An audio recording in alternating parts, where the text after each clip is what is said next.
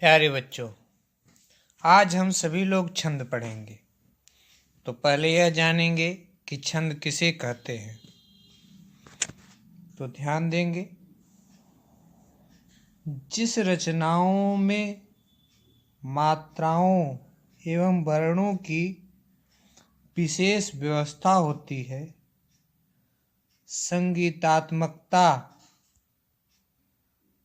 लयात्मकता होती है, छंद कहलाती है।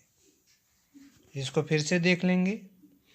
जिस रचनाओं में मात्राओं एवं वर्णों की विशेष व्यवस्था होती है, संगीतात्मकता, लयात्मकता होती है, छंद कहलाती है। देखेंगे, मात्रा किसे कहते हैं। उच्चारण में लगने वाला समय मात्रा कहलाता है। तो मात्रा किसे कहते हैं? उच्चारण में लगने वाला समय मात्रा कहलाता है। मात्रा के प्रकार, मात्रा दो प्रकार के होते हैं। दो प्रकार कौन कौन से हैं? लघु, दीर्घ, जिसको ह्रस्व और गुरु कहते हैं।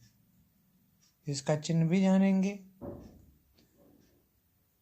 ये लघु है और यह गुरु है। इसको अवग्रह का चिन्ह भी कहते हैं। इसका चिन्ह यहाँ लिखा गया है। तो लघु कौन कौन सा लगता है? ए लिखेंगे तो वहाँ भी लघु रहेगा। ई लिखेंगे तो भी लघु है। ऊ लिखेंगे तो ये भी लघु है। री, ये भी लघु है। और चंद्राकार बिंदी रहेगा तो भी लघु है। अब दीर्घ में है। दीर्घ में आ, ई, ऊ, ए,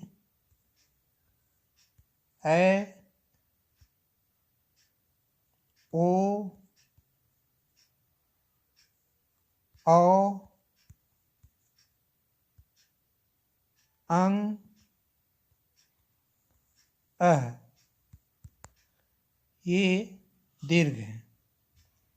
तो दीर्घ कौन कौन से हैं? आ, ई, ऊ, ए, ओ, औ, अंग, अह। और संयुक्त व्यंजन से पूर्व का वर्ण, जैसे है पक्व है, पक्व में आधा क है और वह है, तो उसके पहले वाला वर्ण आधा क है, तो उसके पहले वाला वर्ण कौन सा है? प है। तो क्या हो जाएगा? गुरु हो जाएगा, गुर लग हो जाएगा। इस तरह से दो वर्ण हो जाएंगे। तो अन्न है। अब आधा न, पूरा न, तो इसका तो लघु होगा। फिर आधा न है तो उसके पहले वाला वर्ण, तो ये गुरु हो जाएगा। तो जो संयुक्त व्यंजन से पूर्व का वर्ण होता है तो क्या कहलाता है? वो गुरु कहलाता है।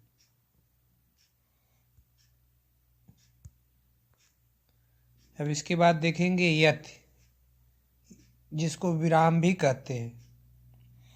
छंद की लय के प्रवाह में आने वाले विराम को यथ कहते हैं।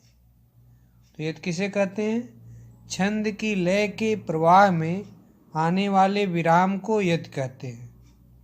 इसके बाद देखेंगे पाद या चरण। प्रायः 4 पंक्तियां छंद में होती हैं। इन्हीं में से एक पंक्ति को चरण या पाद कहते हैं।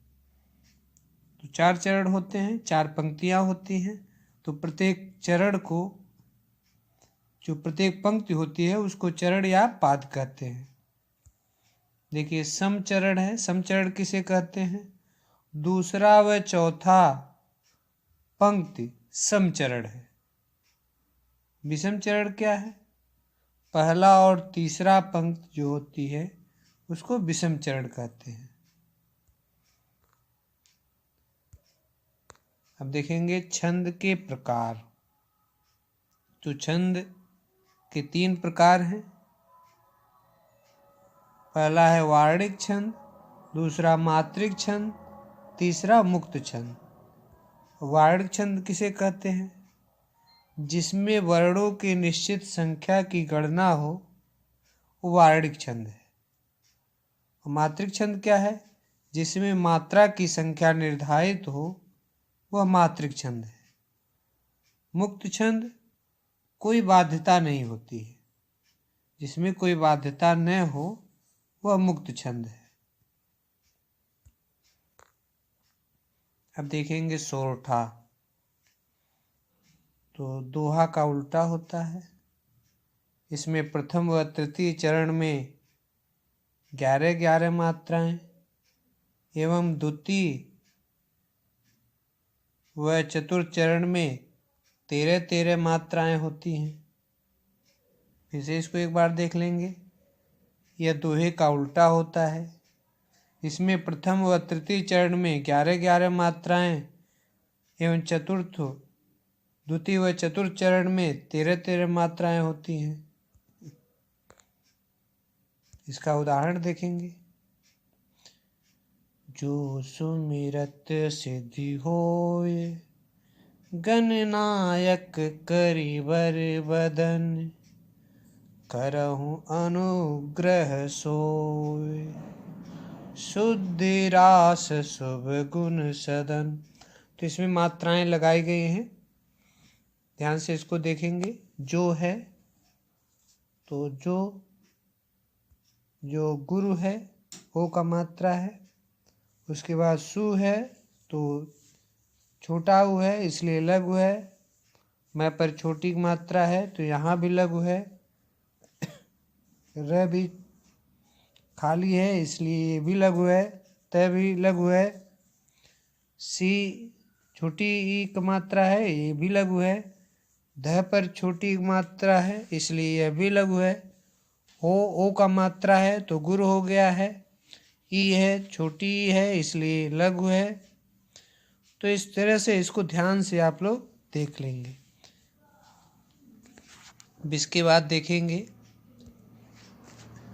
रोला।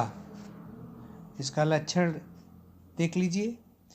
यह एक सममात्रिक छंद है। इसमें 4 चरण होते हैं।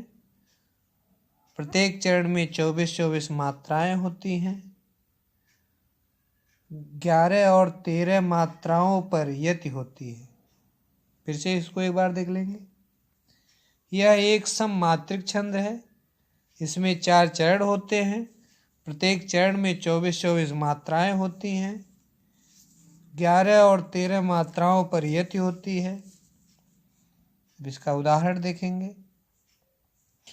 को पापहि पंच तत्व प्राप्त, सुन जग मन धावत, बनि बनि बामन वीर बढ़त, चौचंद मचावत, पैतकिता के लोथ, त्रिपथ गा के तट लावत, 9-2-11 होत, 3-5 बिसरावत। तो इसको याद कर लेंगे। याद करना अति आवश्यक है। जब तक याद नहीं करेंगे तब तक लिखेंगे क्या, इसलिए याद करना अति आवश्यक है। इसका उदाहरण याद कर लेंगे, लक्षण याद कर लेंगे,